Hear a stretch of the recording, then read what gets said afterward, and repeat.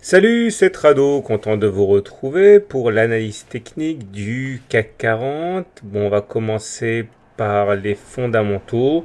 C'est pas mal globalement, puisqu'il y a il y a des rumeurs de prolongement du QE de la BCE au-delà de septembre 2016. Donc ça, c'est une nouvelle qui est plutôt intéressante pour les investisseurs qui finalement constatent que la Banque Centrale Européenne pourrait donner du carburant au marché, alors même que la Fed, elle, pourrait arrêter de le faire. Et aux États-Unis, c'est assez mitigé avec du bon et du moins bon, avec notamment des créations de postes qui sont un peu en dessous du consensus, mais une hausse des commandes à l'industrie. Donc globalement, c'est pas mauvais.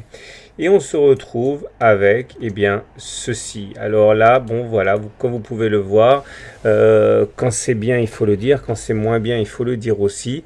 Et moi, j'avais donné dans mes conclusions d'hier, comme je le fais tous les soirs, une probabilité importante de baisse au regard des éléments que j'avais déjà mentionnés. Je ne vais pas les répéter ici.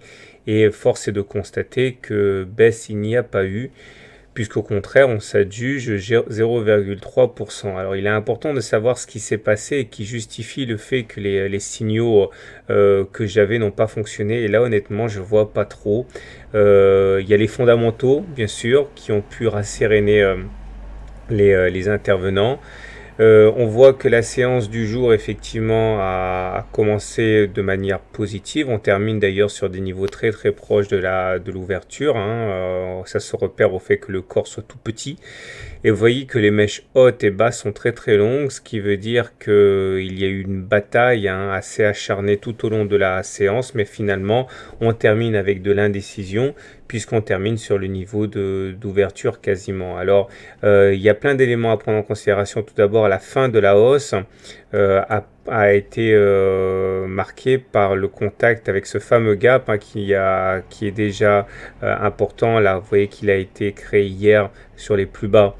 Vous voyez, entre les plus bas d'avant-hier et les plus hauts d'hier, il y a un espace de cotation, c'est le gap.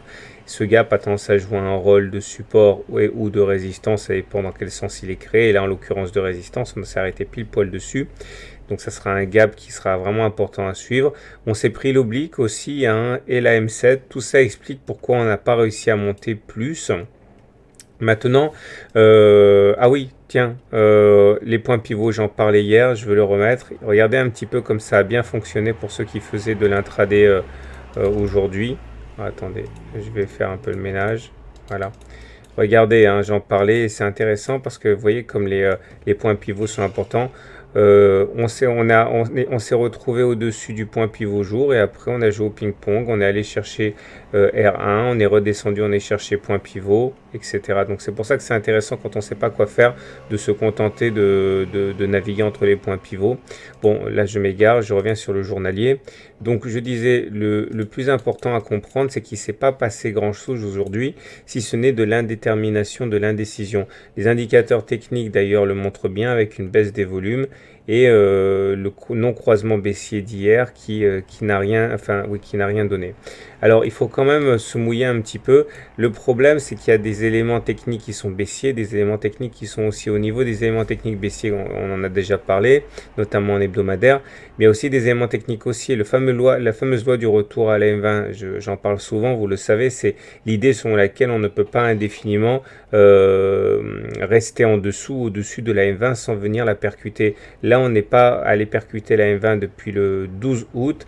Et donc cette fameuse loi statistique devrait jouer, elle devrait attirer les cours. Regardez, ici par exemple, on est passé en dessous de la M20, régulièrement, on retourne la chercher. On ne peut pas indéfiniment, là on s'en éloigne et on y revient. On ne peut pas indéfiniment s'en éloigner.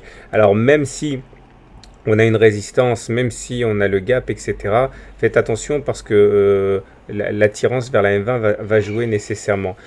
Alors, du coup, j'ai bien envie de dire que puisque je ne trouve pas les éléments qui expliquent pourquoi on n'a pas baissé davantage, je crois que ce que cela signifie, c'est qu'il y a des velléités haussières larvées. C'est-à-dire que les intervenants ne savaient pas trop quoi faire, ils voulaient plus vendre à découvert alors même que les indicateurs techniques, les signaux étaient baissiers. Donc franchement, mon scénario maintenant devient celui d'un ralliement de la M20 et d'une cassure de cette zone. Mais attention, je ne suis pas en train de vous donner un conseil d'achat parce qu'on ne peut pas conseiller à l'achat alors qu'on est sous une résistance, sous un gap, sous la M7, etc. Mais je veux simplement vous mettre en garde si vous jouez la baisse. Je pense que on risque d'avoir quand même des velléités haussières assez importantes. Maintenant, faites très attention parce que regardez l'hebdomadaire, on n'est que mercredi, mais quand même, hein. On est toujours baissier en hebdomadaire, hein. Donc ce que je vous le dis, c'est au feeling. On tracera un bilan à la fin de la semaine. Voilà ce que je pouvais dire. Je vous souhaite une bonne soirée, je vous souhaite de bons trades et je vous dis à demain pour la mise à jour.